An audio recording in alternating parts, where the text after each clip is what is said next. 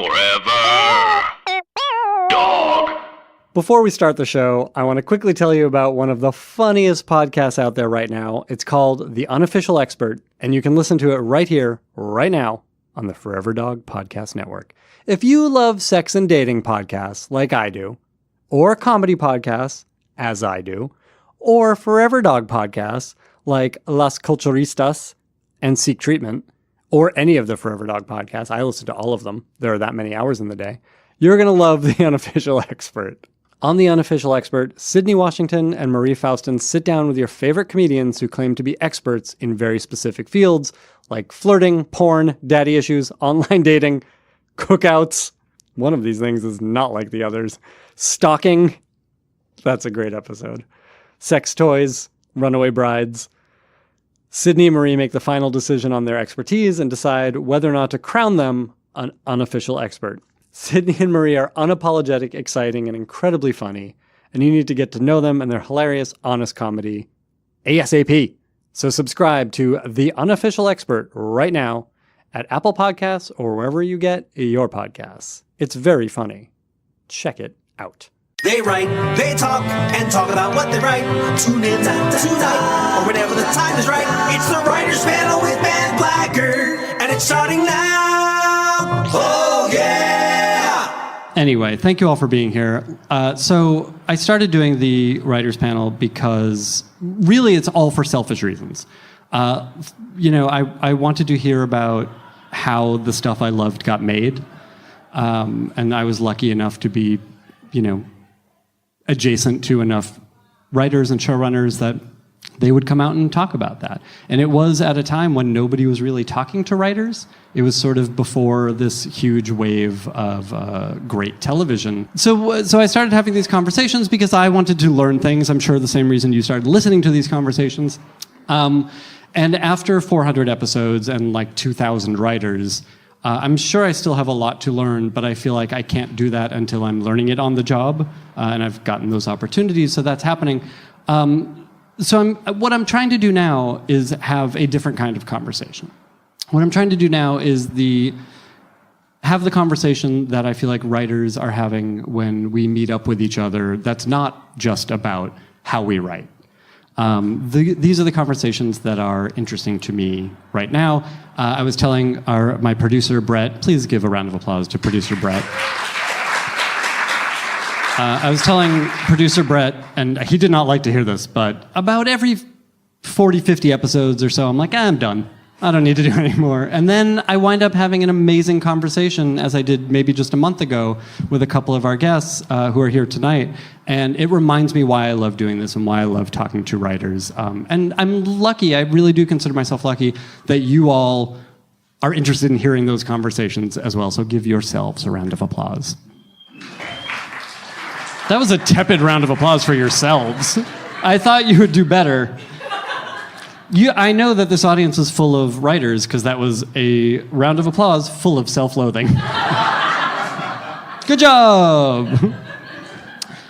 So my job tonight is to bring out a bunch of writers who I think are awesome, some of whom have been on the podcast, some of whom have not, and really just let them go. There are some things that I want to talk about, but they have amazing insights to share with all of us.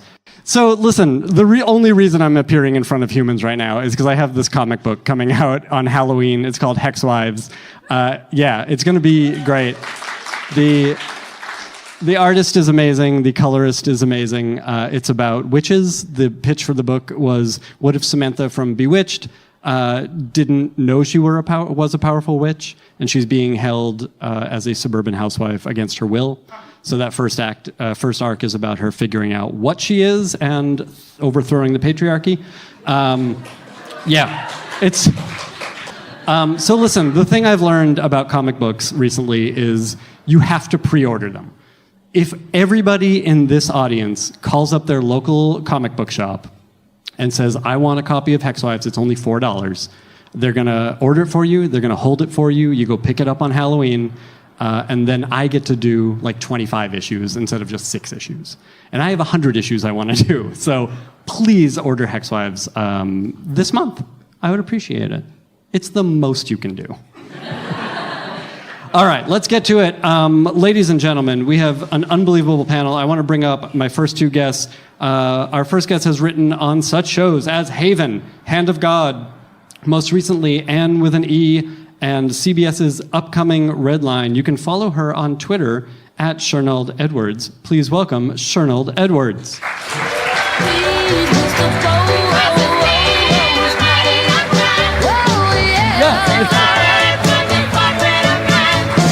Thank you, Shernold. And to join her, she has written on such shows as Leverage, Castle, Once Upon a Time, The Punisher, Cloak and Dagger. She's working on the upcoming Painkiller Jane adaptation. You can follow her on Twitter at Kit Moxie. Please welcome Christine Boylan.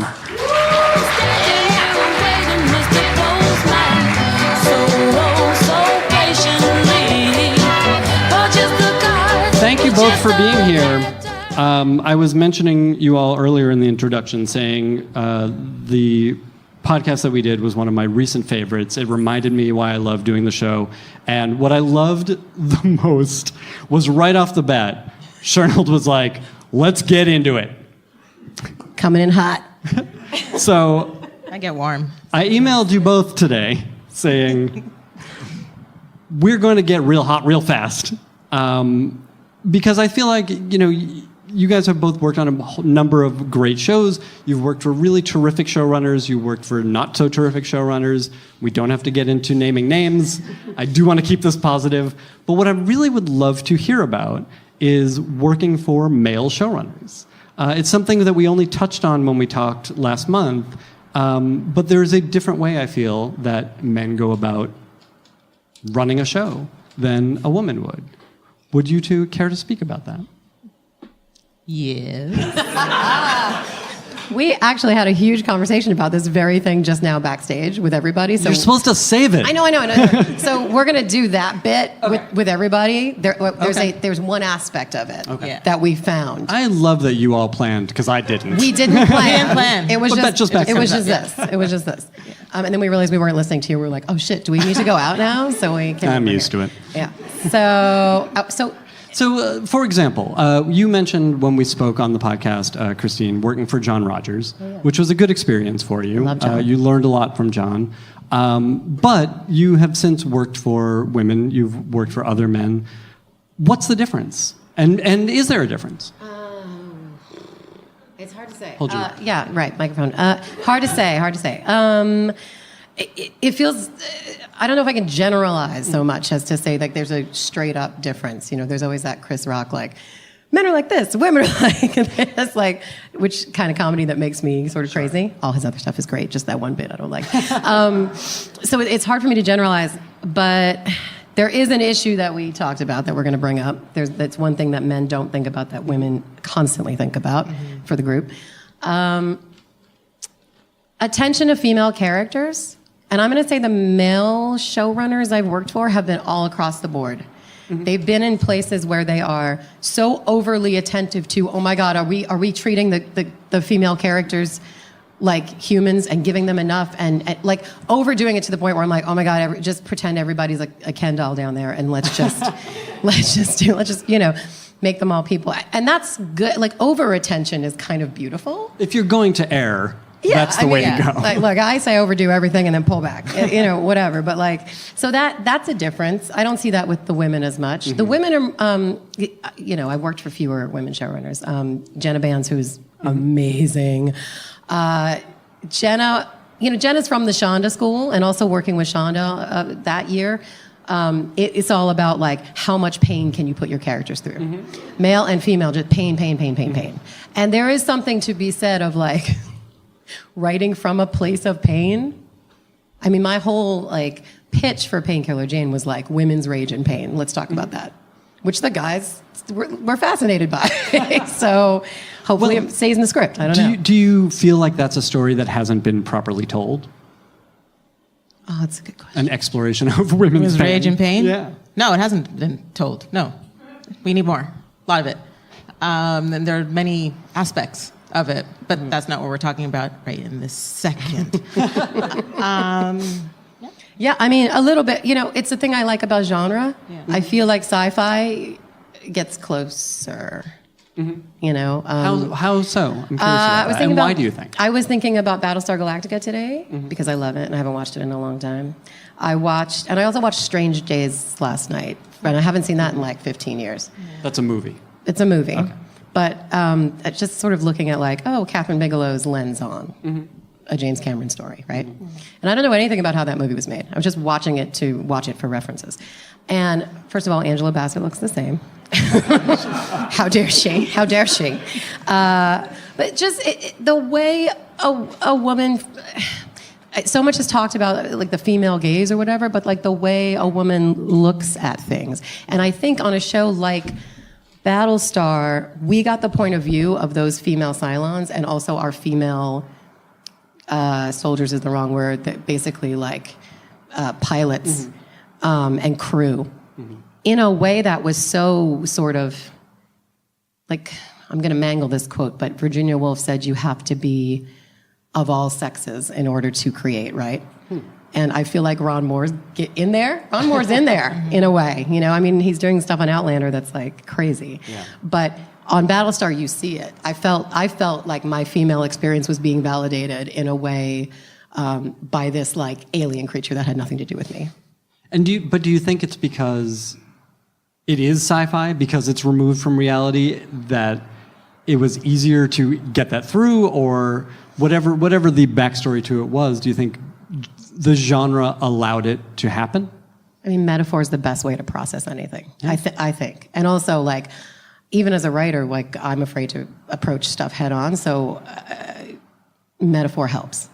Yeah. I mean, Chanel, let's talk about Anne with an E, which was run by a woman, right? Yeah. How did it differ, sort of in broad senses? Again, we're asking you to generalize from shows you had worked on in the past. Fundamentally, and we had an all-female room. We had a female showrunner, and it was the first time in my career that I could say the word period without people freaking the fuck out.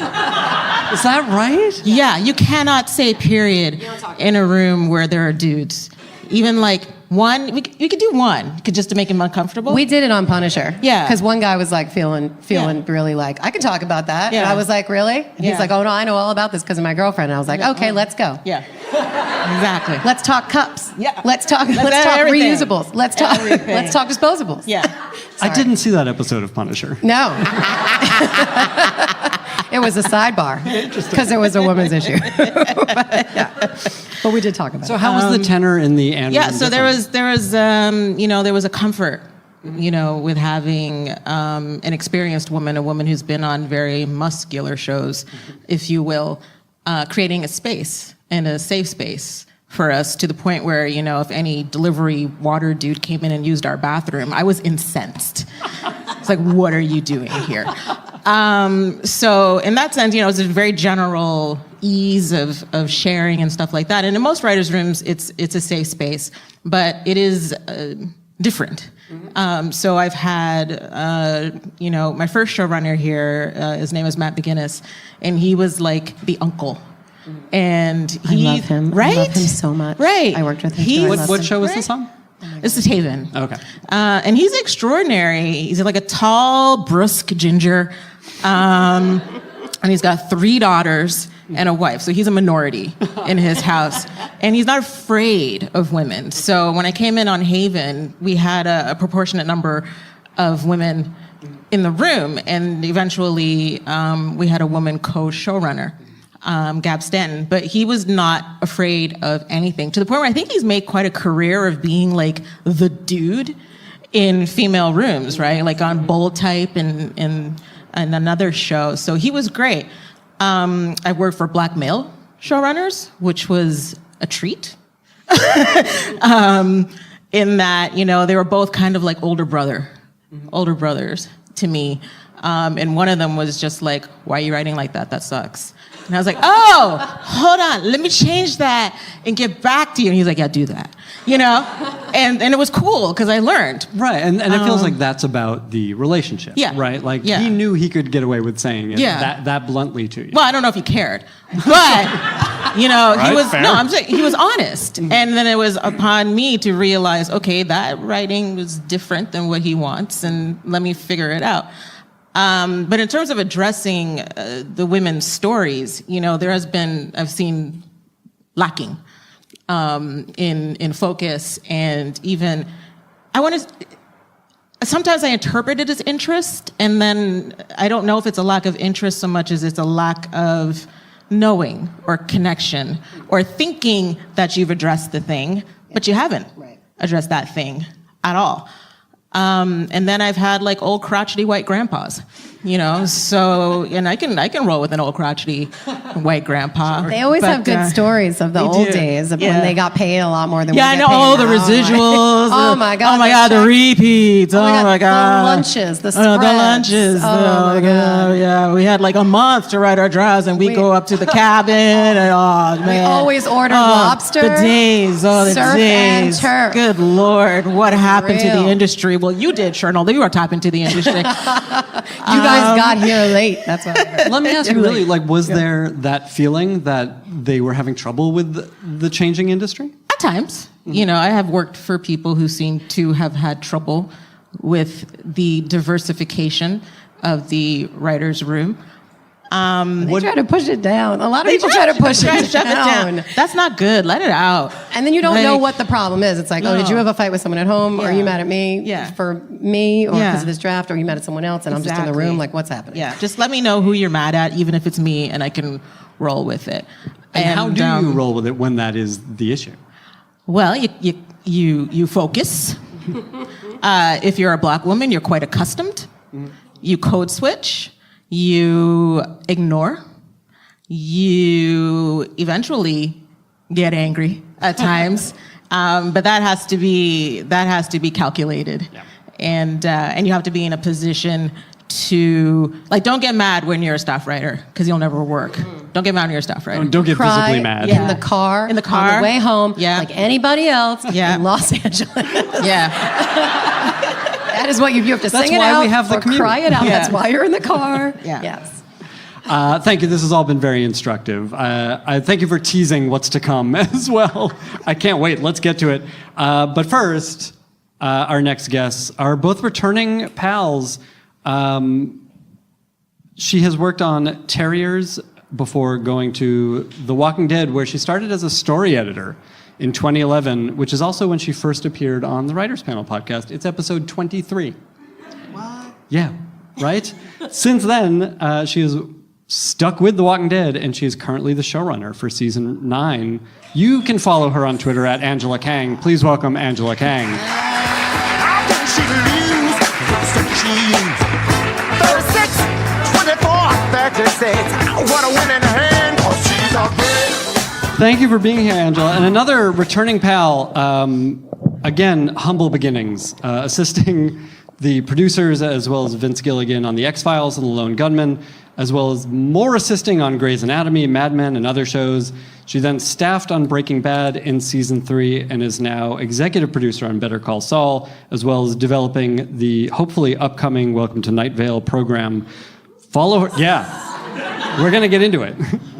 Follow her on Twitter at Jen Hutchison. It's Jen with a G. Please welcome Jenny Hutchison.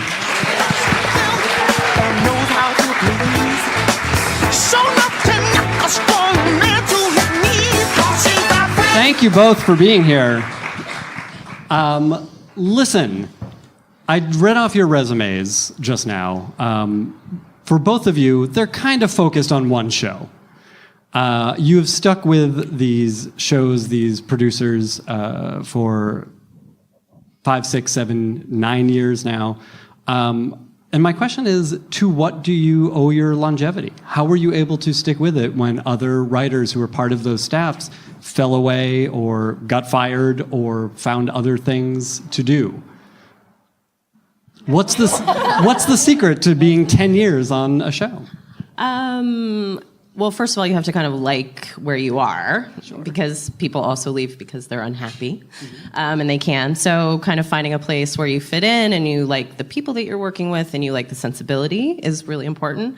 I guess, I don't know. I mean, I got very lucky in that, the Breaking Bad universe was sort of something that I liked and was fit with my sensibility as a writer, being very character driven and a little bit odd and tonally weird.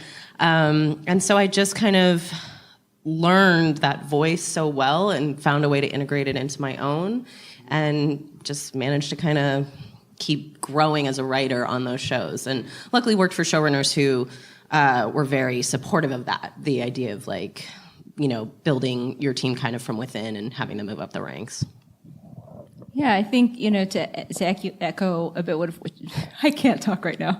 Well, you're in the perfect place. Let me rewind. To echo a bit what Jenny's saying, I do think it's got to be the right match. And for me, The Walking Dead was sort of a dream job. I was such a fan of the comics and of the first season of the show before I ever went on to it. I was on Terriers at the time that the first season aired, and I just watched it with the audience like everybody else, and had flipped through like every issue of that comic. And so when Terriers was not picked up again, my manager asked me, what show would you like? And I was like, my dream job would be Walking Dead. I'm probably not going to get that, but that's my dream job.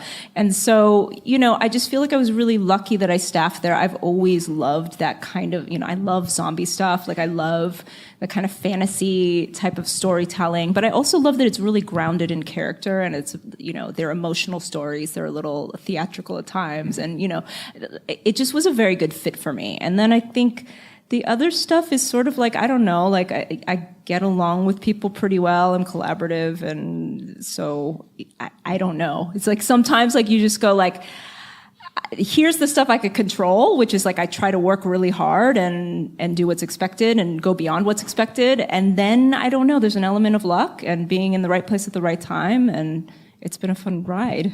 Yeah, Jenny, you touched on something that is interesting, I think, about working for showrunners who do want to foster writers from within and learning through that process. For both of you, looking back at your first year on those shows, is there something you wish you could tell that writer now? Well, it's interesting because I don't know if I would have heard it, like anything that I said, because I think I would say stuff like, trust your voice and pitch more and, realize that it's okay to not always, when you're a writer's assistant and you're pitching in the room, you always want only your best ideas because you're trying to impress people. When you're a staff writer or a writer on staff, you can pitch the bad version of things. In fact, you're encouraged to. So it was there was a little bit of a hangover, from going from writer's assistant to staff writer of like, oh, I got to make sure everything I pitch is perfect. And, there is no perfect. So maybe that just sort of relax. But I also think that's something you kind of have to learn as you go, finding your voice in a room. Yeah, I absolutely agree. Because one of the things that was not on my official resume is Christine and I were on a show called Day One that never went to air. But that was my first staff job. And I was terrified like every single day. She was amazing. No, I just felt like, I don't know what I'm doing. I don't know why am I here? Oh my God. I was so lucky to get this job. I'm an idiot. I sound so stupid. I don't know how to pitch. I don't know how to talk. Like, but it's like, I feel like that's most people's experience like early on, and it's just because because like kind of the beautiful thing about television is usually you're in a room with people of different levels, and by the time somebody is a co-executive producer, they have so much experience under their belt that it's kind of like those initial nerves have gone away. And even then, sometimes when you're like first starting a season or whatever, you kind of go like, okay, like I want to have the good ideas, but yeah, it's like you don't know to relax. Like I have a staff writer who's like brand new to TV on this season of the show, and it's like I and my other co-executive producers and we're all so just like nurturing to her because we've all been on the show for a long time, and we just want her to know like the things you say are smart. We value it. You may think that this is not like making it exactly into the show, but it's still like informing our thinking. And it's, it's like, I think that's one of the benefits of being on a long running show is like, you remember that journey up the ladder as well. So you want the other people to have a good experience coming up. Yeah. When I was earlier on, I had a co-EP, a woman, take me aside and say, your opinions have value. No matter what they are, your opinions have value. And I was like a story editor. Mm-hmm. And I was still very, very nervous and very much a perfectionist. And she was like, your ideas have worth. Your opinions have value. It just talk. And I was like, okay. Terrified. She was great in that room, that weird room, by the way. It was a weird room full of the most amazing, brilliant people ever. It came up a was a lot good when we room. first started the podcast. Like everyone was in that room. Heavy hitters. Yeah. And then and us. I was just like an exec story editor. Like, it was early on for me too. You're heavy hitters now. Jenny, was there, in going from assistant to a writer on the staff, was there an adjustment that had to be made in the way you presented yourself to the other writers, or the way that, did they have to adjust themselves in the way they regarded you? I was lucky because the writers were all very supportive, as opposed to, there was no feeling like of being threatened, which is always nice. The thing that was sort of the biggest difference was, when you're an assistant, you tend to agree with your boss at all times. And you're sort of there as like, cheerleader and making sure that they understand that their ideas are great. And sometimes as a writer, you're in conflict with your showrunner, just as far as pitching ideas. And so I think there was a little bit of adjustment on both sides of me having differing opinions and feeling okay to say that, story-wise, not value opinions, just, like, I don't agree with this Skylar plot beat, and also my boss understanding that I was going to be doing that and no longer just like, yeah, boss, that's great. And it wasn't contentious, and it wasn't there was no bad blood, but it was definitely uncomfortable for me at first, because it was like such an adjustment of going from like that people pleasing to still wanting to please, but also you're there to have a voice and you're there to like have a different opinion. And so that was a little weird sometimes. Well, and it seems like you had to make yourself aware of that before you could actually do it and eventually become comfortable. Yeah, exactly. Yeah. And Angela, a similar question.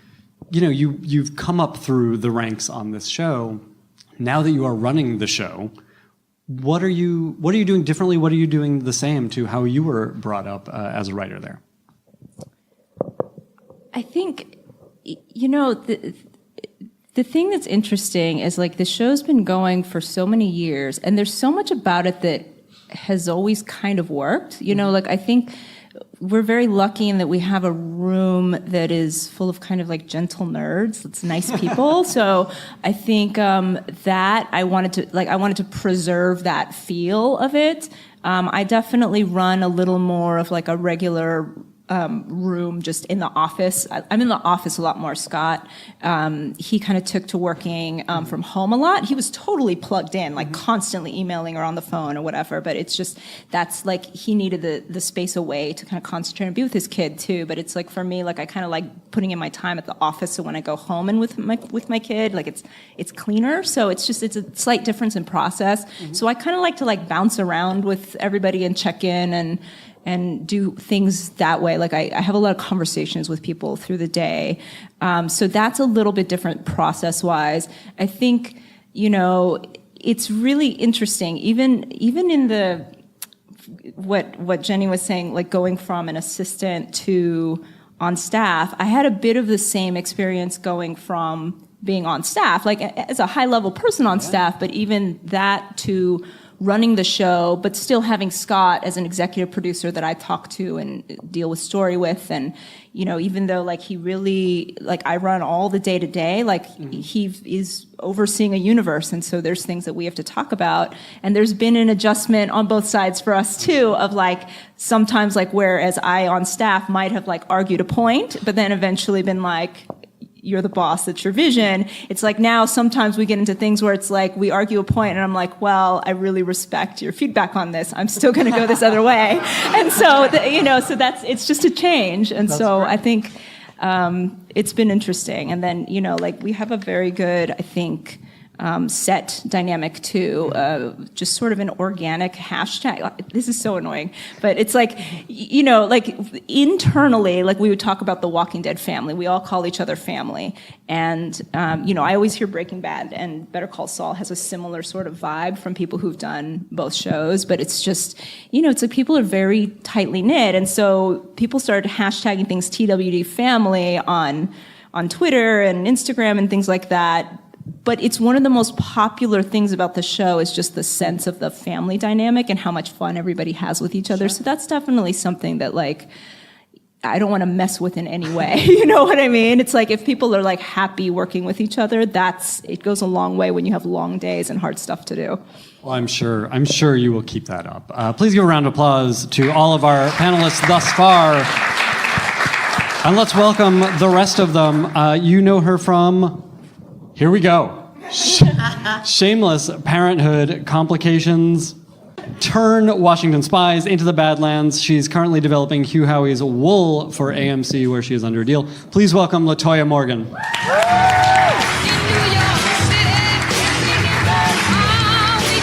Thank you. LaToya, before I bring the other panelists out, there was something I wanted to ask you about. Oh, follow her on Twitter at Morganic Inc. I-N-K. There was something I wanted to ask you about, which is this inclusion initiative, which was mentioned as part of your AMC deal. Can you talk about that a little bit? The impetus for it started out of pure anger. I don't know if always you guys, a good starting point. Yeah. I don't know if you guys have seen the Color of Change report that came out a few months ago, but it was really a breakdown of the makeup of different writers' rooms around Hollywood. And, the two worst offenders were CBS, which I'm kind of not surprised.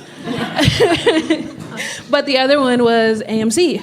And I was like, oh my God, this is actually shocking. But as a writer who's gone to different shows for the network, I'm usually the only woman and usually the only person of color in the writers' rooms. So I was literally in Ireland shooting my episode of Into the Badlands, and I called up an exec that I love there named Erica Weinstein. Shout out to her.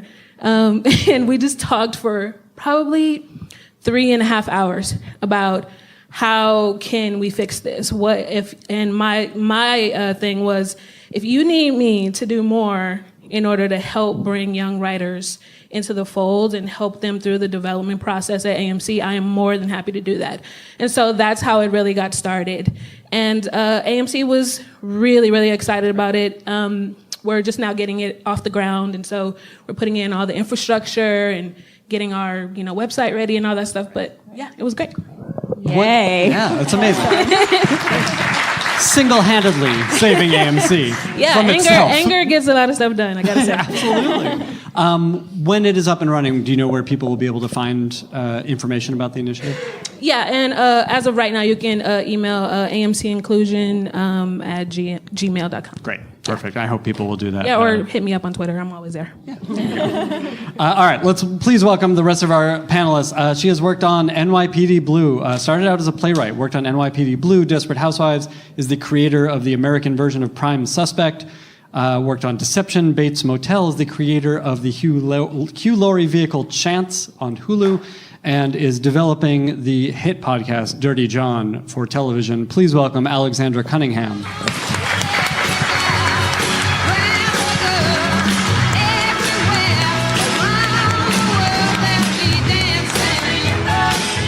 Our next guest got her start on Smallville. She then went on to work on such shows as Melrose Place, The Vampire Diaries, and she's working on the upcoming Batwoman series, which we'll talk about a little bit. Please welcome Caroline Dries.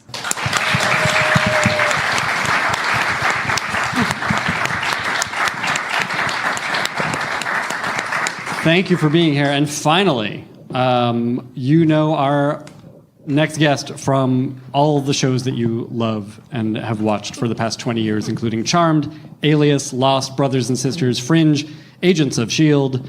She created Midnight Texas, as well as working sort of spearheading the new Buffy non-reboot, but continuation. Please welcome Monica Breen.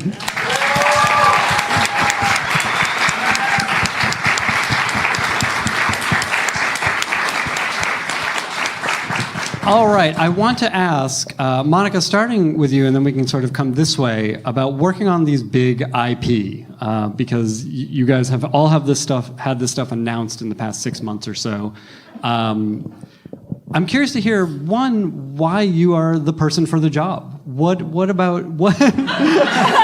I think listeners want to hear that too. But what's your take on it? What makes you the right voice to help bring this thing to the screen? I like it. Listen, that's a good reason. It's very funny because I think when you take on a big IP, you have to find the story that's important for you. Because it can't be, the IP exists. There's another show. People can go look at it and it's beautiful and it's wonderful and they should love it. But it exists. So what you're creating has to be new and it has to have a different point of view and it has to have a reason to be in the world right now, not just that they hired you and paid you. But that is a reason too. But did you have to find the reason that it feels resonant in this moment to tell that story? And on Buffy, what is that reason for you personally? I cannot say that. Oh. Otherwise, people will come at me and hurt me. So. But it is something you personally connect to. But it is something I was in graduate school when Rodney from sociology came to me. It's like, you have to watch this show. It's got the most epic love story and it's doing some important feminist work. And I was like, all right, let me check this out. And since then I was a fan. And so there's something for me when I made the transition from academia to writing. For me, there was something really wonderful about having a show that was doing important work on a social level and telling stories that I felt like I wasn't seeing other places. And as an aspiring television writer, that's what you want. Like, you want to have to say something about the world. And so, I don't know, I'm rambling now. No, this is a great answer. Did you want to weigh in, LaToya? No. I was just going to say, sometimes it's hard to articulate why, you feel like you're the right person for it. So I was feeling your pain. Sometimes it's as simple as it came to me and I know what it is. And there are stories, there are times I've tried to pitch something, I'm like, nothing is coming. My brain doesn't work. So sometimes I don't know how to describe that as sort of inspiration or how your brain works, but it comes to you. Yeah, just loving the material very often is enough. Was that the case for you? For me with Wool, I was a big fan of the series years ago, and I'd read it, and I thought it was coming out as a movie, and then I was at a meeting at AMC, and they said they got the rights, and I said, what? I love those books.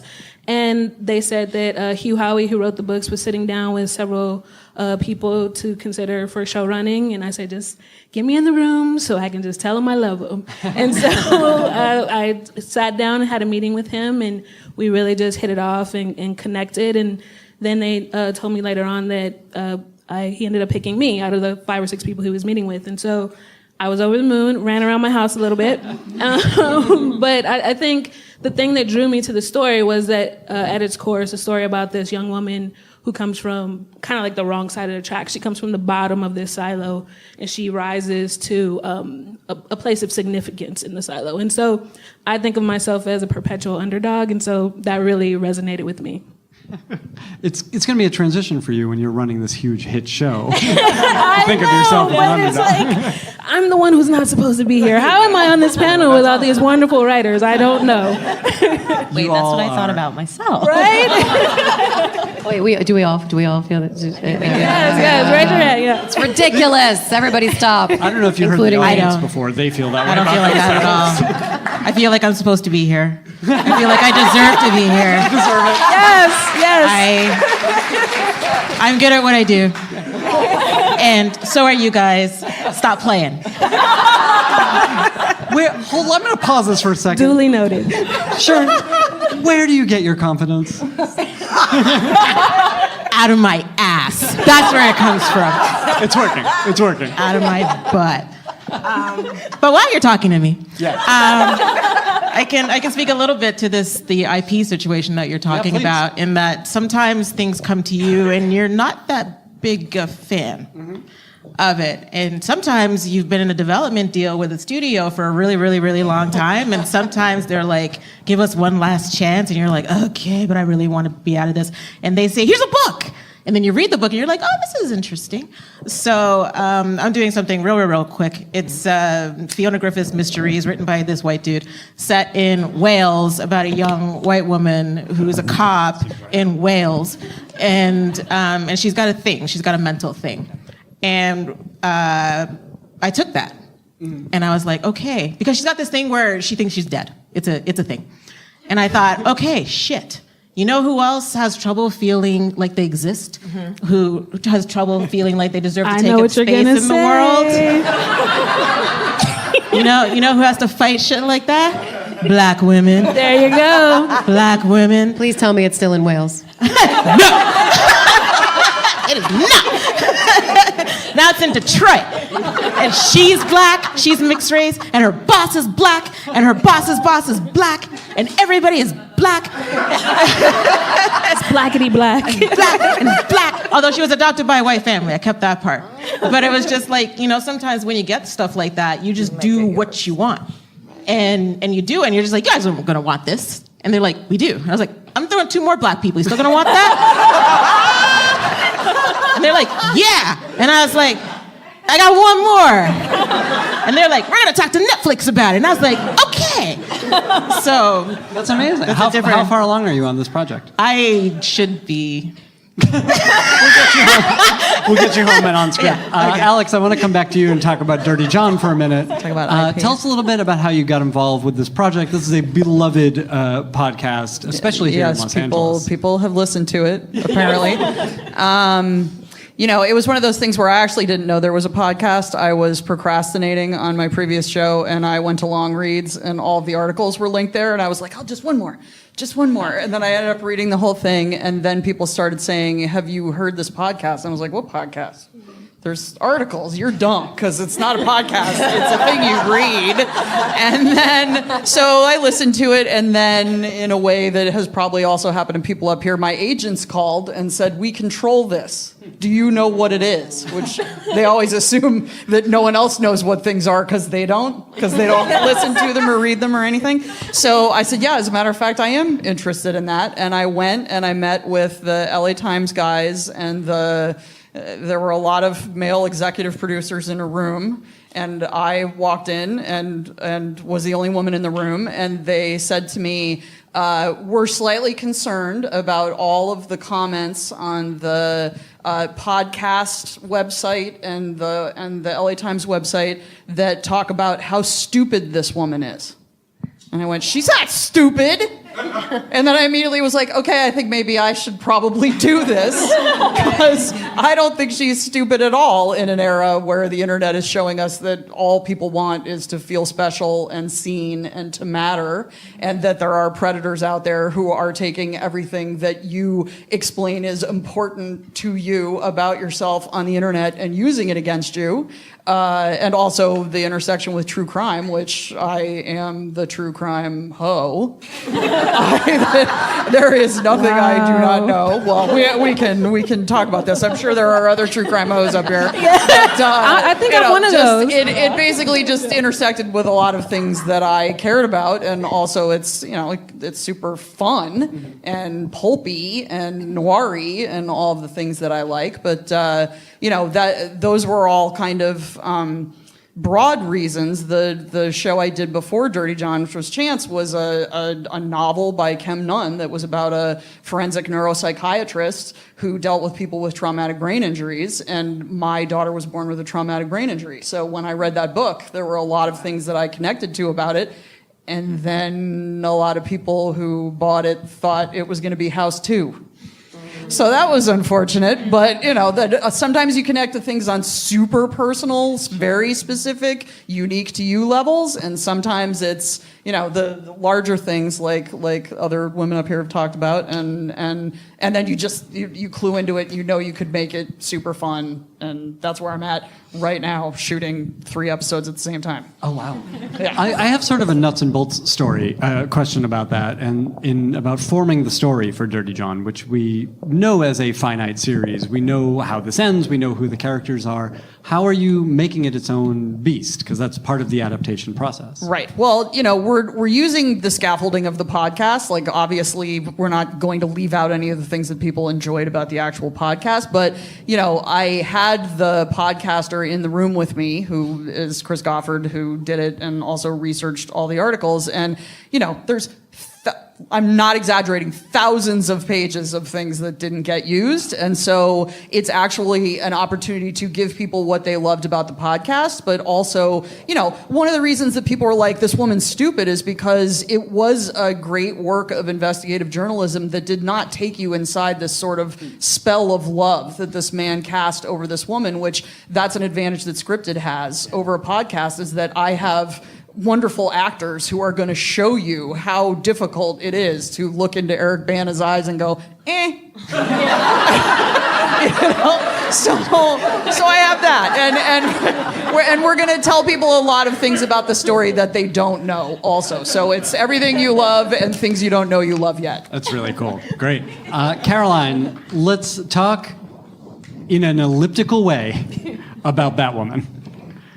He says that because I was like, it's in the wee early process of development. So I said like I really can't talk about it. Which is the case for most I'm happy people to in their talk stuff. about what I Yes. know. But yeah, that's a piece of IP where it's incredibly intimidating to be presented with for a million reasons. But I knew that I was the right person for it. I knew that my agents thought that, Berlanti thought that, and Warner Brothers thought that, but what I think they just wanted was the press release that says, lesbian showrunner writing lesbian superhero. And so, so they could, hide behind that a little bit. Is that freeing for you, or because it means you can sort of get away with stuff, or is it harder for you? I guess it's freeing because that's obviously something I'm hopefully very confident about right now, as I'm about to get married. Yeah. But I know that world very well, and I'm eager to write about it, and I'm also know the world of that fan base very well, and they don't shy away from sort of their opinions about how you're handling same-sex storylines and stuff. So I'm sort of up for the challenge, I guess. Yeah.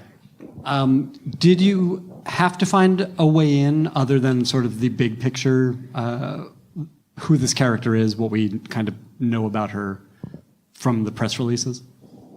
Yeah, I thought, okay, this is so obviously a show that I should be writing. She's like this badass superhero. She's so strong. She's so confident. And then I started thinking about it. I'm like, oh, I am nothing like this character. And so that was sort of a realization for me. And what I realized is, I'm actually aspiring to be this character, and I can learn from her.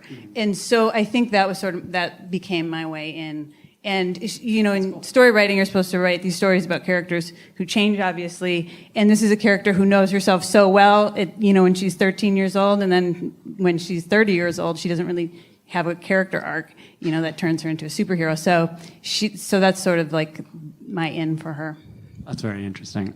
This idea of the weight of audience expectations is something I'm curious about before we dig into some more of the good stuff.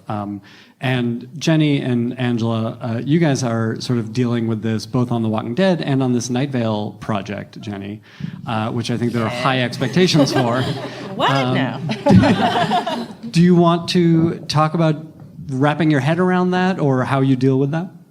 Yeah, I mean, also very early days on that as well. And, that was a podcast that I actually started listening to right when I started working on Better Call Saul.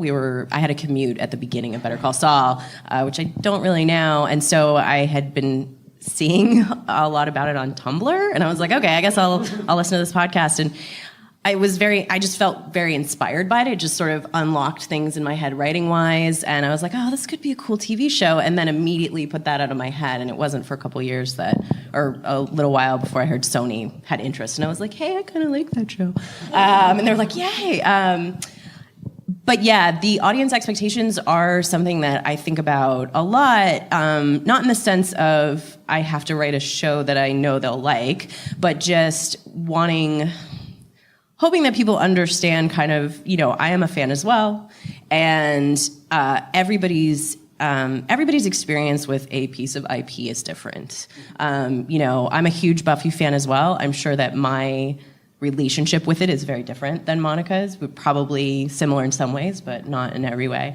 And so how I interact with Night Vale in my head is probably different than how other fans do. So a lot of it was kind of like trying to not worried too much about that when I was in the breaking period of like, what could this show be? Because it's kind of weird and there are a lot of different elements to it that you could focus on. Oh, it's a weird town. Oh, it's a community radio program. Oh, it's, an ensemble. And it's like, which one do you want to land on? And then I sort of realized that like, I'm not going to make everybody happy. Like, there's just no way that everybody who loves that podcast is, if the show goes, gonna love the show. And so I just kind of have to write what I love and what I would be happy with, and just hope that there is a segment of that population that will come along with me for a ride, and also a segment of the population who doesn't listen to the podcast, who would be interested in that kind of show. That's great. I have a question. Yeah. How much of that process of figuring it out did you do before you got the job and after you got the job? Because I'm still trying to figure out like how much free fucking work I have to do. I mean, Right? I to be fair, I am on a development deal, so I was on a deal when this came up, and this was something that Sony was pursuing, and so it was a matter of, meeting the guys who write the podcast, and like sitting in a room with them and being like, please let me do your thing, and I promise I won't fuck it up. So yeah, I mean, I was not technically working for free at that time because I was under a development deal. But this is a good question that I would ask of any of you. Like that idea of how, because now you go into Netflix, you have to pitch 3 seasons. How much of this free work are you all doing? It's a ton. It's like, I'm on hiatus right now, so all of it feels like free work, except for Painkiller, which is blessedly a thing that I'm doing for, that's already a thing. But I have an actor friend, an Irish actor friend, and if I'm like, oh, are you doing this? He's like, you doing somebody's short film? What are you doing right now? Are you doing a play? And he goes, oh, it's fracting. And I'm like, it's free acting. And he's like, what are you doing? How are you, darling? What's going on? I'm like, it's writing. It's all free writing. And, I'm married to another writer, and there is this sense in our house of like, just buckle up and do the work, and that's the way it is, and you're going to do a ton of free stuff. Some of the free stuff is for you, and some of the free stuff is for these beautiful shows that you create that never just turn into vapor, but the mantra I always tell myself is like, I'm learning something from this. I'm going to cannibalize this for something else. I swear I'm going to use this someday. It's not just going to be, it's never wasted time. Mm-hmm. Although sometimes you can just sit in your office and be like, this is fucking wasted time. I could be doing literally anything else. I could be reading a book. I could be watching another show or something. But yeah, it's so much free work. Well, it seems to me that a lot of the requests for free work come from a place of fear on the buyer's side. It's we need to feel secure in paying you to do this thing, so do all the free stuff first. But what's hard is when you go into pitch, and I would love to hear from everybody here who's like sold all this stuff, because I've sold certain things and some things go and some things don't, but they want this is such a Tony Robbins thing of like a need for like certainty and a need for adventure at the same time, and that's what they want. They want certainty. They want to know you have all the secrets of the universe in your iPad or in your cards or in your head, however you pitch. But they also want to be enticed. So they want you to tell them everything, but they don't want you to tell them everything because they want to be seduced, and that's important too. So like I've been back and forth working on a couple of pitches the last couple of months and trying to find that level of, I'm the kind of person who I will like arrest you for 8 hours and tell you every single detail of this whole world, and nobody wants that, obviously, right? But at the same time, the 10-minute pitch is like, I haven't even gotten into the part where the angels come down, just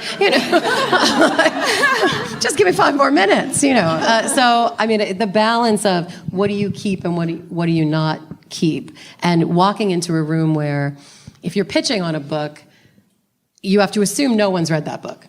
Even though the people you're bringing with you, the producers, will have read it and they know it, and maybe you know the author, maybe that's going great. Podcast, they probably heard it, right? But because they're not readers, right? Yeah. Well, and to be fair, they have to read a lot. Sure, and they all have families, absolutely. And it's I get that, but I don't get it. I want them to have read more, but I never expect it.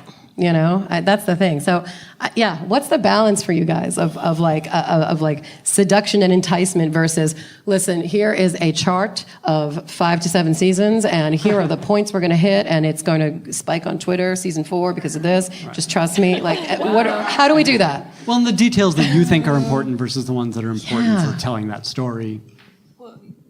I mean, well, first of all, sometimes it doesn't help if they've listened to the podcast. I found that I had better pitches on Night Vale when maybe they weren't as familiar with it because they have expectations. If they've listened to it, they think this is going to be who you're following, this is going to be what the show is, and then if you don't meet those, then you're not selling to that place.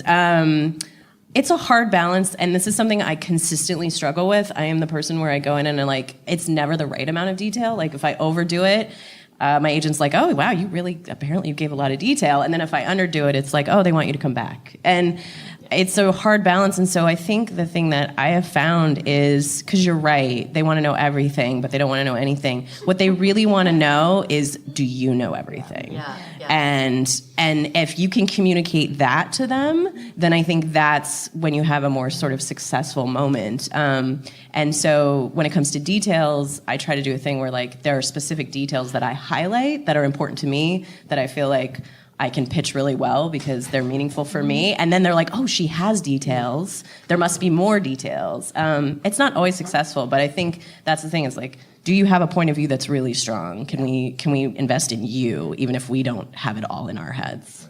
Yeah. Monica, you were nodding your head during this. I mean, I have no answer to this because I struggle with it all the time. And the most successful pitch I had, which was Midnight Texas, I walk in and give them 30 minutes of a small town story, and it was based on a book that no one had read. And they looked at me and said, turn around, Monica. And I turn around, and there's a picture of Jamie Alexander's back with all the tattoos on it, and they're like, make it that, and you got a deal. And they walk out, I'm getting high fives from the producer. I'm like, what just happened? I didn't pitch that, though, at all. It's a small town soap opera. What is this?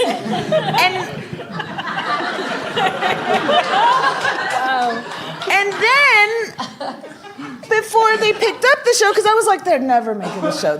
I got the pilot made. It was delightful. I had a really lovely time. I was in New Mexico. It was really pretty.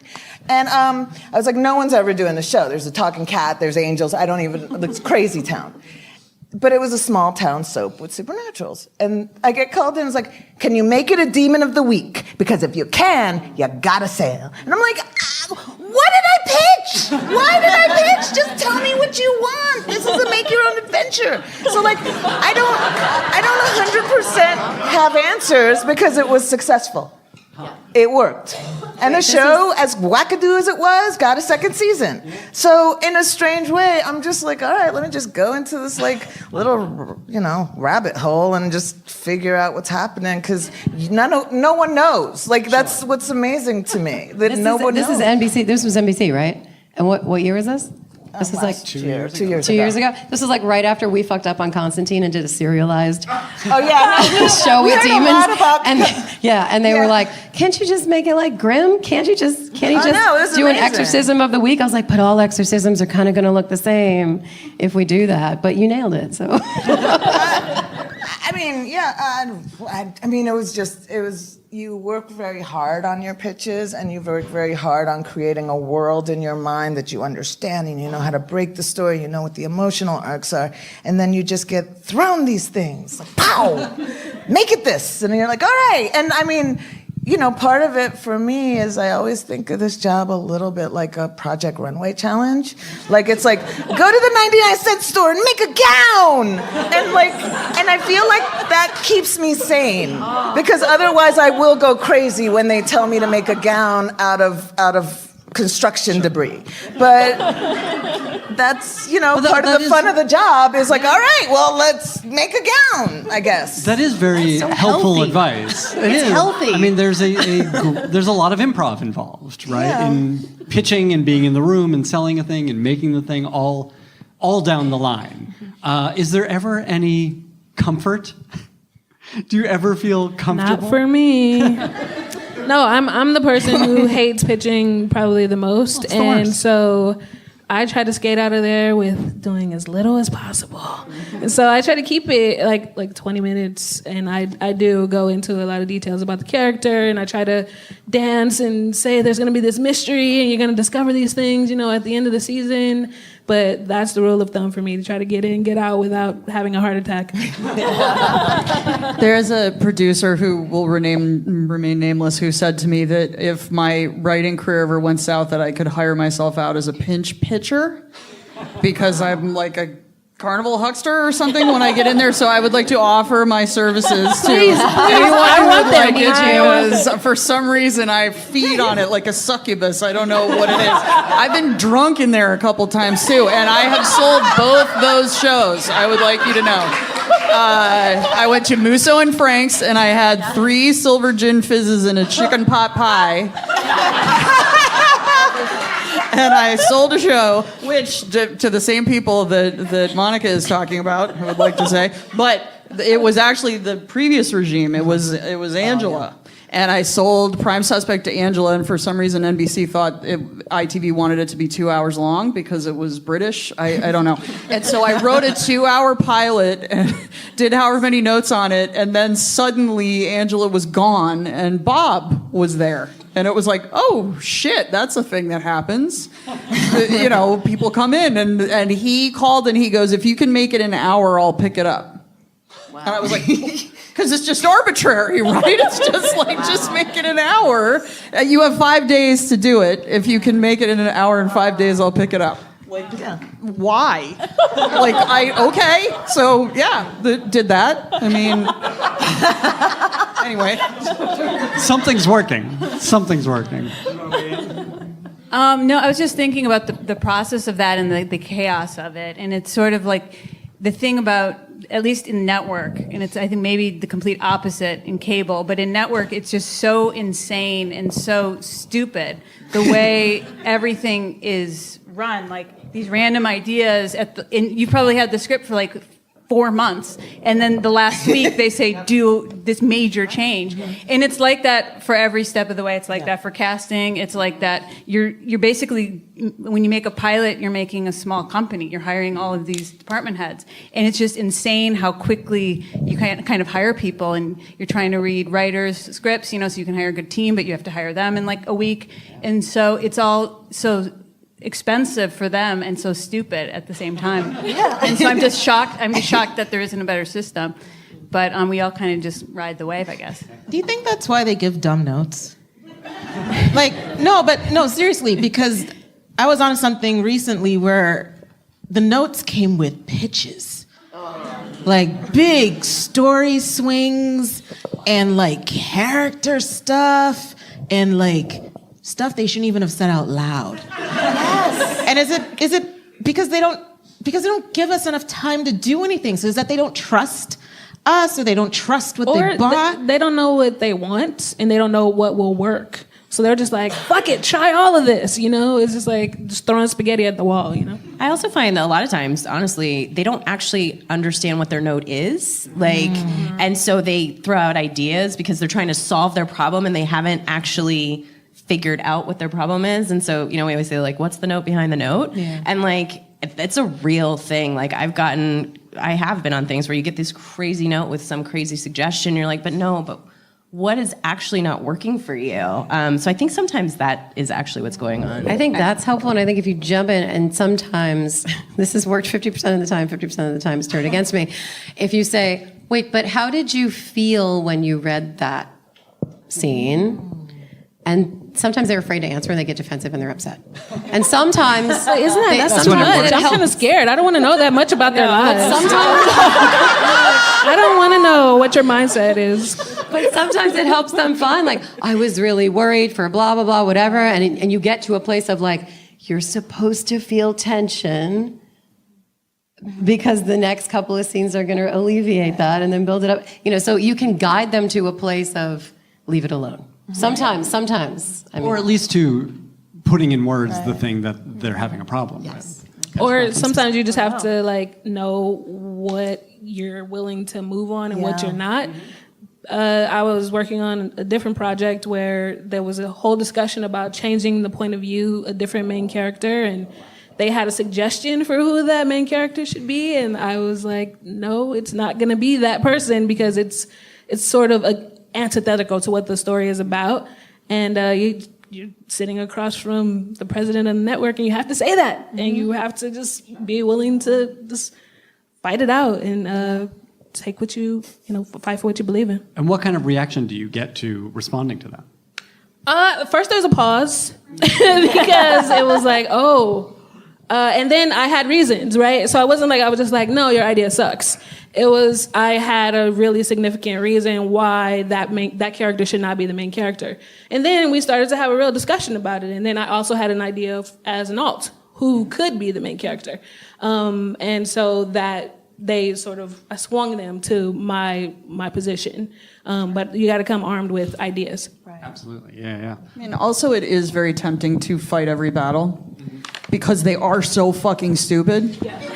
Totally. That you just want to be like, who cares what the timeline is? Yes, everyone will know what he does for a living. Like all of the notes that you always get, but I do find, as much of a hack as it sometimes makes me feel like I am, to pick your battles does help you win those battles. That if you don't have a reputation being a person who will literally fight everything to the death, that then when the really important thing comes up and you go, no, I'm actually not going to change it so it's linear, you're not going to find out the answer till the end of the episode, and they hit it in outline, and they hit it in script, and they hit it in the first cut, and they hit it in the next cut, and you go, I'm not doing it.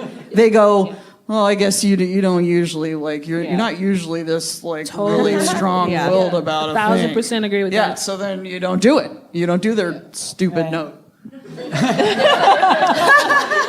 I was gonna say, we're pretty lucky on Walking Dead. I don't know if this is just an AMC thing or if it's just the show having been successful. They don't give us a lot of notes, but sometimes it's like, I don't really agree with these 4 notes, but I'm going to take them anyway because there's going to be that one where it's like I got to fight with you a little bit, and and they're cool about that. But it is almost like a percentages game. Like you kind of go okay, well, if I don't take that one, but if I take these ones, then it sort of balances out. And I had been given the advice of there's always one you shouldn't take. On principle. Yes. There's always one you should throw out. Yes, I totally agree. Like, what? He's like, just trust me. Trust me. And I'm like, okay, yeah. I was going to say, just because I've never done anything based on real life before, I'm getting notes from legal. Yeah. Oh my God. And some of them are dialogue pitches. It's a whole new level of hell where you're just like, yeah, no, thank you. I get the point that he actually wasn't charged with murder. He was charged with aggravated manslaughter, but I can write the dialogue. I really can. So yeah, that's what, if you're going to do something true, you're going to get that. And I didn't realize that. The other thing is sometimes there are lots of failed or aspiring writers in various parts of the executive ranks and infrastructure, so that happens sometimes. Mm-hmm. Sure.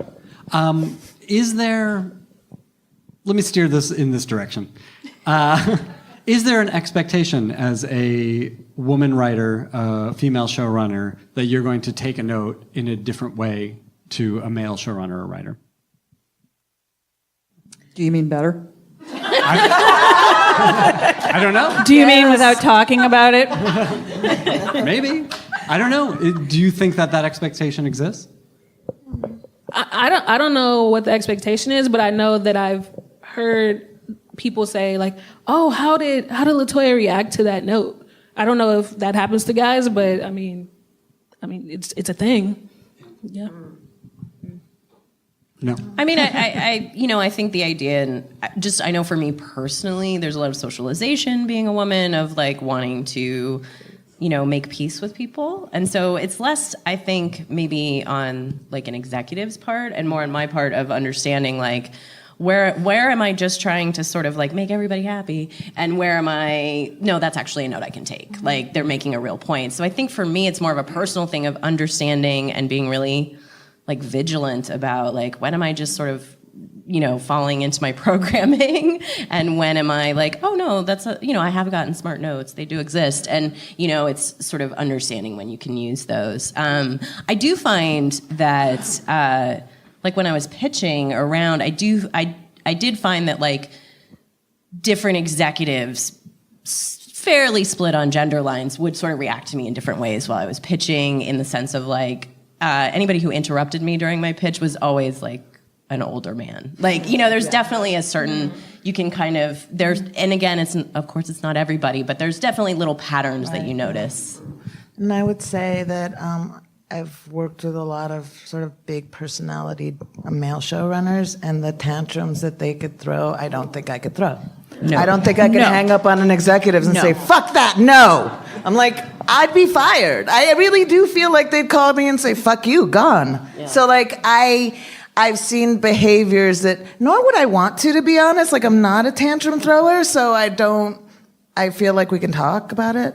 But I do know that there are behaviors I've seen that would be treated very differently if a woman did. Or I suspect a woman would be treated differently, because I've seen male showrunners throw tantrums that have terrified executives, and then suddenly they won't give notes, which, trust me, I've been tempted to do, but I just feel like it won't get the same fear response. I mean, I've worked with a lot of people who go with we will look at that. We'll take a look at that. We'll look at that. Yeah, all right, maybe we'll do that one. Okay. And you're sort of very calmly going through the whole thing, and I'm kind of watching like, okay, is this how it's done? Okay, cool. And then later on, you find a way to sort of implement that, or you do something completely different that you wanted to do and say, God, your note gave me that amazing idea for me to do this thing that is completely not that. But you're a genius. And yeah, so there is that, you know, and you try to make and maintain relationships, because these are people just trying to live their lives and do their jobs the same way we are. But it's hard work. If you can buy, it depends. Network, it's hard. Cable, it's easier. Film, it's a little easier. If you can buy yourself a like 12 to 24-hour cooling off period. So you have the call, and everybody's on the call, and it's like, okay, unless there's something that's like really egregious and world-breaking that you need to have it out right there, like this aggression will not stand, we have to do it right now. Holding on to it for a little bit, and then looking at it with fresh eyes the next day and being like, what can I implement? What can I change and look like I implemented? What's the one I'm going to say no to? You know, and then if there's something that pops up the next day that's really, really world-breaking, having a private conversation. I mean, and I've learned that from men, honestly, but it works, I guess. What do we do in the moment where you're on the phone, and the note is fundamentally insulting? Like, and I'm talking like bias, like either misogynist or racist, like, because my instinct, and I think this has saved me a lot, is to immediately start a ticker in my head and put myself on delayed time. And it just goes tick, tick, tick, tick, tick, tick, tick. And when it goes bing, I'm usually somewhere I can be like, fuck, you know? But sometimes you have to, like, because sometimes they have to know. I feel like they have to know in the moment that they said some shit. But then as soon as you make them know that they said some shit, get defensive. Yes. And then you might not get other stuff through. And then you might not. It's tough. What do have you all dealt with this? How do you walk that line if you do? I remember one character this is a ridiculous hour or 12 hours of my life, where they wanted this character in something super sexy, and they decided this girl has to wear a tube top. And it was not a period piece. It was supposed to be in contemporary times. She's a grown-ass woman. I don't understand the tube top. And it was all about making her sexy, which was not a character who was sexual. In fact, she was the opposite of it. And I had to write 3 letters up the flagpole, single space, 1-page letters, articulating why that character, because it was sexist and it was bullshit, but I can't say you're being sexist. You're paying for the show, you're going to fire me. So I went through this exercise of, these are all the reasons this one character would never wear a tube top to garden in. And eventually they agreed, but it took a lot of writing. But I couldn't say, that's ridiculous. Stop being an asshole and don't put her in a tube top. Why would she wear a tube top? Well, but and yeah, you but had it's like, to- yeah. but it's almost like, I don't know how to do it in a way. I'm just always about preserving the moment on screen. It's like, I don't need to change you. Right. Someone else has to, but I can get what I need from you. Did that come in the when you were in prep, or did it come at the script stage? No, it was. We were shooting, and it was 2 days into like that scene, and she was not gonna wear it either, and it was just. But it was also like we're shooting a pilot. Are we seriously spending this much time talking about a tube top? Because I'm not sleeping ever. Well, and often this stuff is coming from someone in power, right? Someone who is giving you the money to make this thing, or if you are on staff as a writer, someone who is running the show. It's your job to serve this person. So let's get back to the stuff that we started talking about, Sharon and Christine. You alluded to a conversation that you had backstage, working for male showrunners and dealing with this kind of stuff. Yeah, this was more of a nuts and bolts. Yeah. The going into work, what your work life is like. There's always that thing of advice is practical very advice. welcome. There's always that thing of like when you have the first meeting. If they're like, so I live sort of like mid city, right? So they're like, where's the meeting? If it's in Santa Monica, I'm like, oh, there's a good gym I like out there. That commute's not terrible. You think about that shit because you're like, I'm going to spend the next like 9 months going back and forth. Okay, it's like it's in Encino. I'm like, I love Encino, but it's really fucking far. So you start to think about those things, but you need work, so you whatever. The nuts and bolts of how the office is structured. If you are able to come in early and stay late if you want to, if you're someone who has a loud house or whatever, and you want to, or for whatever reason, like to work in the office late. We were talking about this backstage, like the creepy. It all started with the creepy staircase at the parking garage around the corner. If anybody wants to walk there with us, we're all going to be going in a gang to find our cars later. Because the elevator's out, which was also creepy. And we were talking about how few of us work on real lots anymore because things don't shoot here as much, right? So like when I started when I first moved to LA, I was a writer's assistant on Gilmore Girls. That's the Warner lot. It was running 24/7. West Wing was shooting. ER was blowing up a helicopter. There was craft service you could steal from. There was always something going on. And we worked like all night. Like I'd drive back home to shower and nap and come back to work. And it was intense and it was awesome. Female showrunner, and director, amazing. But we will all work in like offices. And so there were some you guys want to jump into these, like some of these harrowing stories of like shit going down. Men don't think about it. Like, oh, I have to leave. Like, so tell us the things, please. Men don't think about. So we were just looking for. Oh my God, I have so many stories about The Office. So the building that The Walking Dead was in is very nice. We were at the CNN building in Hollywood. It's across from the world's sketchiest Jack in the Box. Like it is actually known as the world's sketchiest Jack in the Box. Like somebody was actually murdered in the street below our writer's room, like just walking around with like a knife sticking out of their chest and things. So that happened.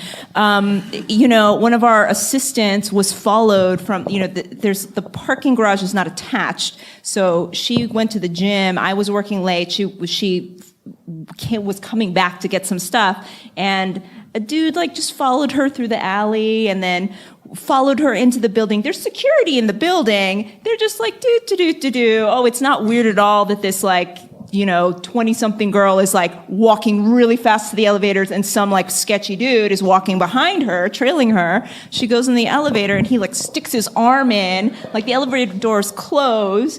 And then at that point, security's like, oh, this seems like an incident. And he's like, she's in the elevator, like frantically pushing buttons, like he's stuck there. But, these things happen. And then we were looking for new office building. Like, this wasn't even the stuff that like precipitated that. We were already looking for a new office building.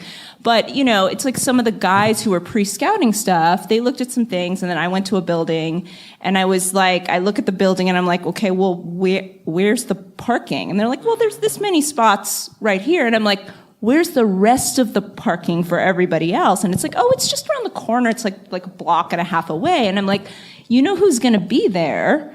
are the female assistants who are there late at night after everybody else is gone, and they're going to have to walk at night over to the satellite parking. That's what's going to happen. And like, that's not acceptable. And like, where's the security? It's like, there's no security desk. But it's like, they literally, like, they had looked at all this other stuff for the building that's like, well, this works and this works. And, you know, it's like a nice floor, nice layout. And I'm like, these are sort of like fundamental things that like, when you're a working woman, like, it can be dangerous to have to walk in the middle of the night by yourself to your car. It makes it like an unworkable situation. And so, you know, it's like we're talking about that stuff and other people had their stories too. Yeah, I feel like everybody's got one of these stories like that. And there was a show that I worked on where I usually would prefer to work at home, and I usually do work at home. But there was one show I worked on where it was a lovely atmosphere in the office. And one other writer who was at my level, and he and I were like, we just bonded, and we both were on script at the same time, both times in the season. So both times we would have the assistant get us dinner and then send him away for the night. But I knew that I couldn't stay a hair later than him. Mm-hmm. Yes. And he, having 2 daughters and a wife, was cognizant of it. And at some point, I think I mentioned it, but I was like, I wouldn't come here without you here. And he's like, oh, yeah, you're right. I'm like, yeah, dude, we walked to our cars together. I mean, we're friends. But also, I'm not walking out to my car all the way down there alone at what was like 3 a.m. because we were on a network deadline. So that's a thing. And we're talking about parking, but like real talk, I was on a show where on set, the security guard was kidnapped and assaulted. Oh my God. Yes. Set is a whole other thing. Yeah. Wow. Kidnapped. The security guard was kidnapped and assaulted. So when time came now for the women to go to set, the response was, actually, I don't even know what the response was. The response was, fuck you. That's what the response was. We don't have a security guard. Right. The response was, fuck you. And there was a woman who went to set before me who managed to be put in a hotel away from the rapists and not have to pay for it. But when time came for me to go to set, things were a little different. I'm not going to say why. For those listening, I pointed out my dark, beautiful brown skin and my gorgeous hair. But things it's really pretty. Things really pretty. were different, and I didn't bother to have that conversation. Mm-hmm. I just paid. Really? I just paid for my own safety. Because when it comes down to it, it's about quality of life. And my mother didn't make me to come there to die on their set over $170. Mm-hmm. So, and that's a lot of stuff that, unfortunately, our male showrunners and shit don't think about. Yeah, I also think there's a general awareness in an office setting, too.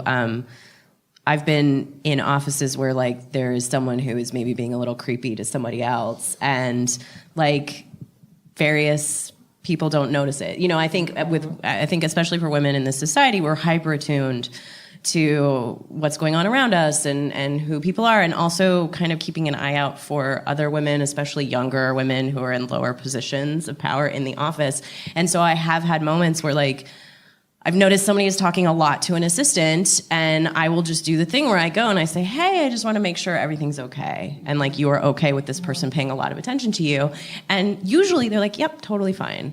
But sometimes not. And so I think that's a thing that would be wonderful if more showrunners across the board and upper level people across the board would be more aware of, is that there are operators out there who are taking advantage of their positions with especially lower level people, and they seem fine and they seem great because they manage up. But you need to be aware of that stuff. Yeah, there's a lot of as you go further in your career, looking at the women who are coming up and just intervening, like, oh, hey, sis, do you need your time card signed? Did you get that? And just making up some bullshit to interrupt a conversation. And it happens all the time.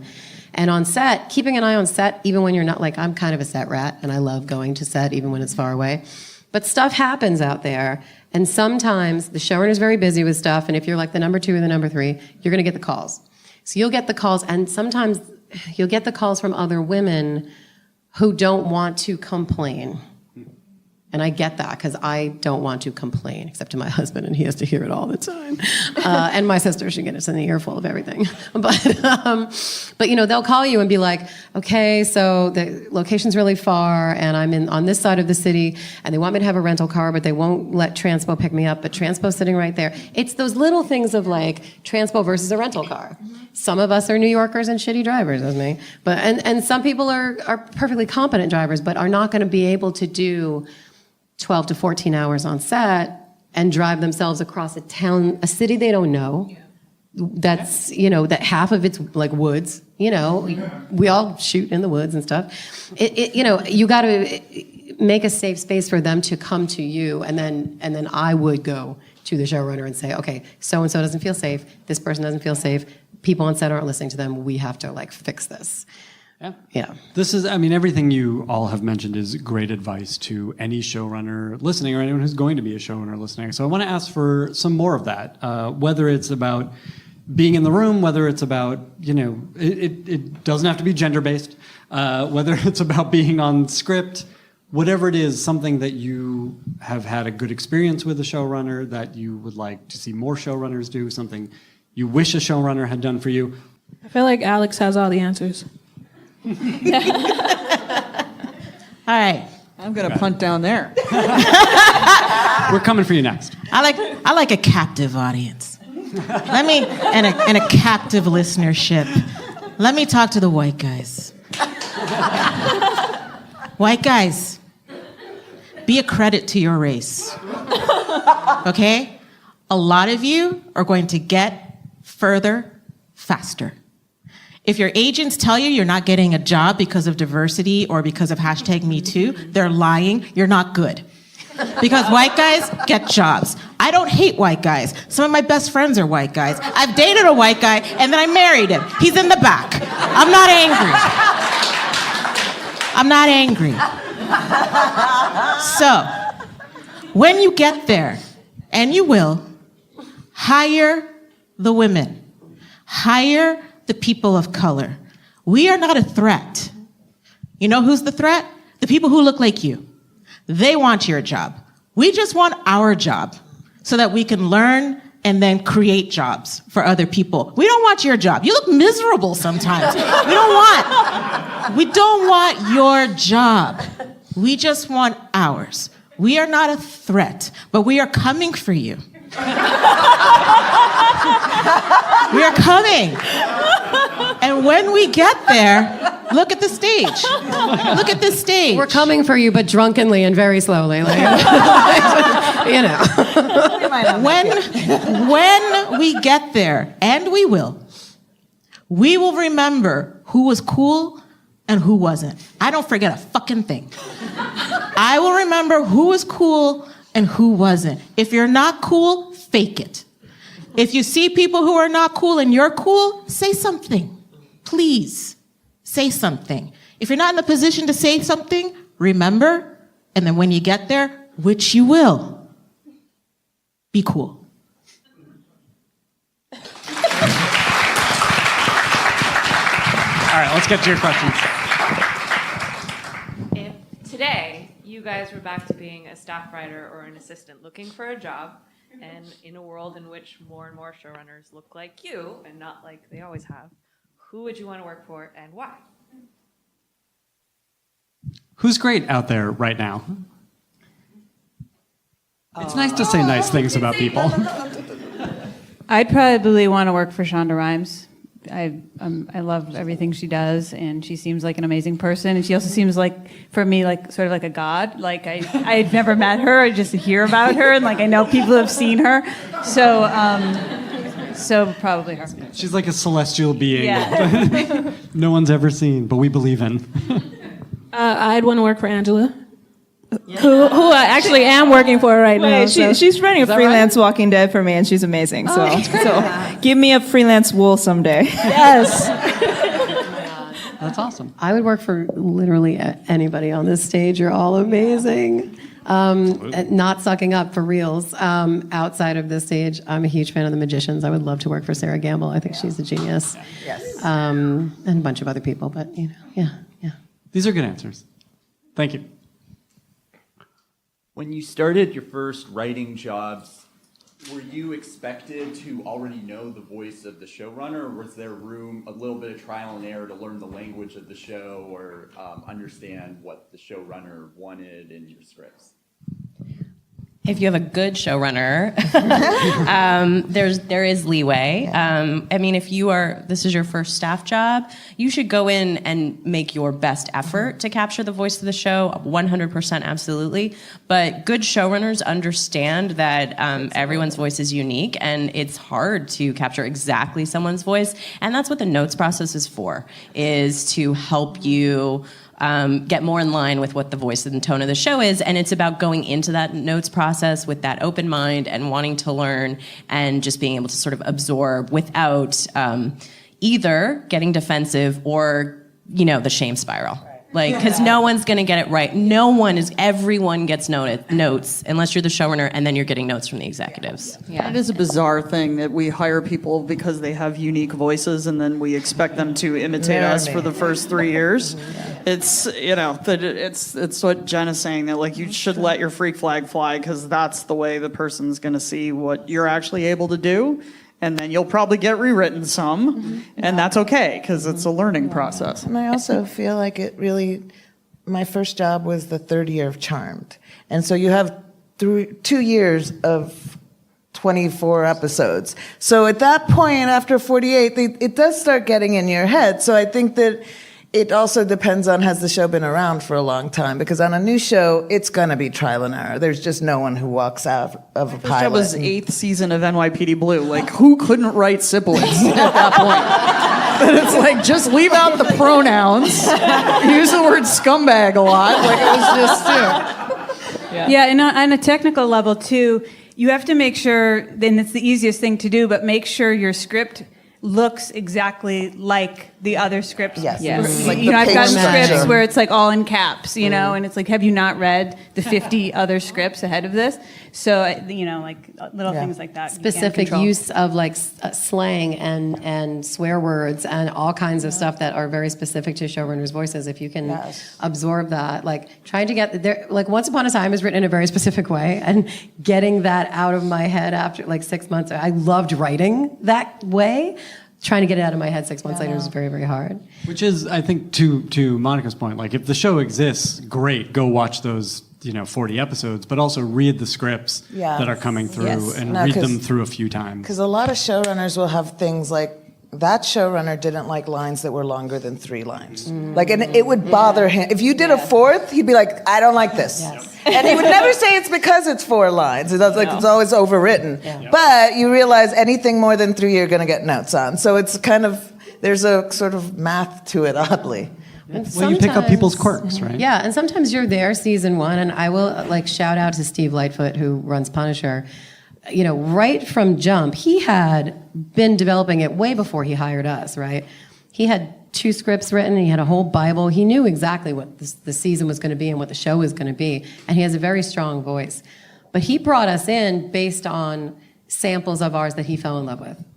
And he was very much about, he wanted you to argue with him. He wanted you to do things that you I wasn't going to do a big run and gun sequence. That's not the strongest thing that I do. So I did the gross medical thing, the horrifying nightmare, that shit that I'm good at. So he made a room of people who were very, very, who had different skill sets, and we were allowed to contribute to the voice of the show, and he is secure enough to let it happen. Sure. So that was a nice thing to do. The first draft I ever wrote was 79 pages long. Don't do that. Yes. What was that NYPD Blue? Yeah, and I remember Stephen Bochco called me from his car on the way in, and he was like, yeah, so when I get there, can you come to my office? Because there's a thing I want to talk to you about. I'm like, okay. I had no idea. It is death to cut down an episode when you have no time, and it's I got to cut 5 pages out of this. Could you have done this before you gave it to me? Do you think as a television writer you have to, when you're starting a pilot or a new project, do you think you have to know exactly when it's going to end, and at the level where you're just in your room doing it, not when you're taking it to people. But like novel writers or film writers, like they don't always know where the story is going to end or where the plot point's going to be. But like as a television writer, do you feel like you have to know that a bit more? Like, do you need to know the structure and the narrative, or just the moments and the characters? Sorry, that was really. That's a good question. If it's a spec pilot for me, I drink a lot of whiskey and I treat it like it's a play. I treat it like it's a piece of prose. I have buoys. Maybe I know what the ending is. You know, I kind of know where I'm swimming towards, but you know, I might go that way. I might go that way. I might go straight in a straight line. I want to find stuff. You know, if I'm not on a deadline, if it's just for me, if it's just a spec pilot. And I say just, not in a diminutive way, but in a lack of pressure way. Allow yourself the time to let the characters, here's where I sound crazy, to let the characters talk to you and tell you what they want to do. Because if you get into like the wedding scene and you're all about doing this like beautiful wedding scene and the groom is like, fuck this, I'm leaving. You're like, wait, what? Go with that. And see, maybe your ending changes. Maybe that's your ending. You don't know. If it's a spec pilot, let your freak flag fly. Let it come through you. Let the spirit come through you. Whatever it is, you can always on your second pass. You can always go in and structurally fix stuff up. I think if you're pitching a show, though, you kind of want to know where the end of the season is, and maybe have some thoughts about the second season. All of that may change, but it's a good idea to have that nailed down. Yeah, I think that's the important point, is even if you have an idea of where you think it might end, that's not carved in stone. That can always change. And so if it's helpful when pitching, or if it's helpful for you to write it and get words on paper, sure, have your ending, and then just be open to that discovery as you go. Yep, good answer. Thank you so much. Thanks to all of you for being here. Thanks for indulging me for 400 episodes. I'm humbled and flattered that you showed up. I'm humbled and flattered that all of you showed up. This is a killer panel. Give them a round of applause. I want to wrap up, as we always do, starting here with Shernal. Tell us what you are watching on TV these days. What's getting you excited or inspired? God. Okay, so exciting. Random acts of flyness. You guys are taking pictures? Hey. Random acts of flyness. You're too shy for this. It's this thing. I don't even know what it is. You guys heard of this, right? It's on HBO. It's done by this young black dude who collaborates with a bunch of other people. I hope they're all young and black too. And they, like, the last episode I watched was all about gender identity and its fluidity, like with some black folks though who don't normally talk about that shit. And the first episode was about raising children in police violence, and it had this Angel of Death kind of musical number in the middle. It's really fucking interesting, and it's searing, and I think it's important, and it's weird, like all the things that black people are not allowed to be. So it's beautiful. And I'm gonna stop there. That's good. That's a good answer. Cool. Christine? I think the things I forgot to mention last time and we freaked out about afterwards was Glow. Oh my God. Glow season 2 did that thing where like season 2 of everything is really fucking hard and the room is like really fucking hard and everybody gets crazy. And coming onto a show season 2 is like, you're all fresh and they're all like wanting to cut each other and themselves and you because you're new. I don't know what went on in that room. Season 2 of Glow is so good and so much even better than season 1, which I loved. So Glow. I mentioned The Magicians, which I love so much. I watch it live on Wednesday nights with commercials. Just go on my phone. I don't watch anything live, but I watch that. I just finished Legion season 2, and I feel like I can't judge it because it's part of a longer story. So I'm just going to sit here and wait. Keep on going. I'm just going to see what happens. And what was the most important thing? I can't wait to go home and watch The Venture Brothers tonight. I'm on a diet. Is the candy in the back of my head I get to have? I'm like, oh, my candy is getting to watch The Venture Brothers. It's only on every 2 years. Yeah. And it's the mythology. Those guys are killing it. Like the mythology is so intertwined and dense and just beautiful. And they've really grown over the seasons. There are moments of real caring and beauty on a show that should be like a superhero parody, but it isn't. It's gorgeous. So. That's great. That almost never gets mentioned, so I'm glad you brought Love it that up. show. Angela, what are you watching? I'm behind on everything, but I fucking love The Good Place. Do you guys see this comedy? I just say, like, it is like the best sci-fi show out there, and it's funny as fuck. It's so good. It's great acting, great writing, all around great. Let me pause you there for a second. I'm going to recommend another podcast. If you are not listening to the Good Place podcast and you like this podcast, you will love that podcast. It's hosted by Mark Evan Jackson, who plays Sean on the show. And he does an amazing job talking to usually a writer and an actor. And they just go episode by episode and talk through the process of making the show. It's so good. Is Sean the hot Asian guy? No. Oh, okay. Never mind. He is the whitest guy on the show. Never mind. Got really excited there for a minute. I'm sorry. So Angela, anything else? Oh my God, I love Better Call Saul. Like I love Better Call Saul, and I watch a lot of Netflix comedy specials. Like I just watched like a bunch of Dave Chappelle stuff. I watched an Ali Wong special. Like I tend to do comedy when I'm not writing. Yeah, so that's great. Jenny? My two favorite things that I've watched recently, and again, I'm a little behind, so they're not super recent. Very different shows. The Terror, which was like spectacular. Like, if you want to study characterization, like watch The Terror. It is a boat full of like 1 million British dudes, and yet they're all like really interesting, differentiated characters. So good. And they're white. And they're all white. They're all and white. I love them. They're all white. I know, me too. I was like, but like turn the subtitles on because you will be able to understand much better. And then the other show I love, which is very different, Killing Eve, which I thought was amazing and so like weird and different and like very like unusual female characters that you don't get to see a lot. And my absolute favorite thing about that show was actually Sandra Oh's like marriage. And like anytime anybody on that show was like, oh, he's gonna think you're having an affair, she's like, yeah, right. Like, and that's not something you see a lot. So Killing Eve, definite. That's great. My jam is The Crown. Yes. I know I'm like such a history nerd, but like this past season was phenomenal. It is one of the most gorgeous shows ever made. They had this amazing episode with Jack and Jackie Kennedy that I absolutely adored. I thought it was phenomenal. So that's my number one jam. And then my number two jam is Pose on FX. I just had not seen a world like that. The characters are so well drawn. It's so funny and heartfelt and God, it's just glorious every week. Yeah, great answers. Alex? I work on the Universe a lot, so I walk up to the Good Place set at lunchtime and sit in front of the yogurt places. I want to visit you at work. Saul all day long. Just can't get enough of it. I've been watching Fauda.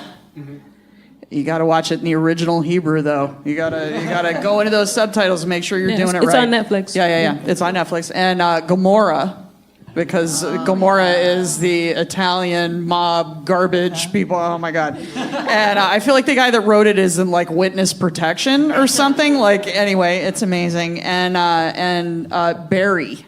I would like to recommend Barry because every episode I was like, oh no, that's it. They fucked it up. And then they would totally turn it on its head and get you back. I'd be like, I hate him now. I hate him. And then they would always like get it back by the end of the episode. I almost want it to be over at the end of the season because I just feel like they can't keep that going. And then also Naked and Afraid, people. Where are you? Where are my Naked and Afraid tribe? Anyway, it's nice to know you're down here in the garbage with the rest of us. Are we doing reality? Are we doing reality as well? You can't follow narrative. You need to just watch things that have been blurred out and people arguing over who's going to eat this crab that's like this big and going like, I mean, he just doesn't listen to anything I say. You can't build the tent under the spider web. Like, it's so gross. If we're able to do reality, I'm so disgusting. I just like when the people go in the water, I just have like thoughts of things going in places they shouldn't go, and so it's really creepy. It's a horror show. I have to add very quickly. Go ahead. RuPaul's Drag Race. You have to RuPaul's Drag Race because that is the closest to putting people in a room, having them hate each other to create stuff. In a way that is not at all like writing, and the dynamics are exactly like a writer's room. So RuPaul's Drag Race all day long. It's very funny. Caroline. Better Call Saul is my favorite show. Absolutely. But Succession, I loved, even though when I started watching, I was like, is this the worst show ever? But but then I just couldn't stop watching, and I'm obsessed with it. So, But is it actually good? Should I watch the show? Should I? I loved it. I loved it. I thought I hated it. I don't know what to think. Monica. I've been spending the summer with my 13-year-old son who loves animation, so I've been watching Adventure Time and Steven Universe, and they make me weep. Like, there's some of the most beautiful storytelling in cartoon form, and oh gosh, I don't watch. I mean, I'm so tired. That's a good answer. Oh, and okay, I'm done. Thank you all so much. One more round of applause for our panelists. Thank you all so much for being here.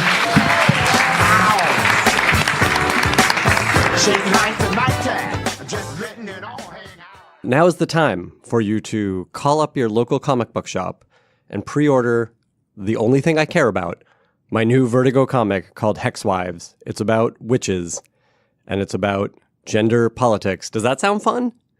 Probably not, but it is. The artist is amazing. The colorist is amazing. The editors are unbelievable. I'm just hanging on for dear life and hoping that people buy this so I can tell dozens and dozens of stories in this world. So please call up your local comic book shop. If you don't know where it is, go to comicshoplocator.com, put in your zip code, and order that comic Hex Wives. It comes out on Halloween. You just tell them you want it. They'll hold a copy for you, and then you go to the store and buy it. It's easy. It's like $4. And I think you're going to like it. I do. Thank you for listening to the Writers Panel. Tune in next Tuesday and every Tuesday for a brand new episode. And in the meantime, please subscribe and review the Writers Panel on Apple Podcasts or on your favorite podcast app. And follow me on Twitter @BenBlacker, just like it sounds. And let me know who you want to have on the show. The Writers Panel is a co-production of the Forever Dog Podcast Network and the ATX Television Festival. You can listen to more Forever Dog podcasts at foreverdogpodcast.com and keep up with the ATX Fest throughout the year at atxfestival.com. Thank you, and see you next week. Well, you'll hear me next week. Thanks for subscribing. Forever Dog. This has been a Forever Dog production. Executive produced by Brett Boehm, Joe Cilio, and Alex Ramsey. For more original podcasts, please visit foreverdogpodcasts.com and subscribe to our shows on Apple Podcasts, Spotify, or wherever you get your podcasts. Keep up with the latest Forever Dog news by following us on Twitter and Instagram @ForeverDogTeam and liking our page on Facebook.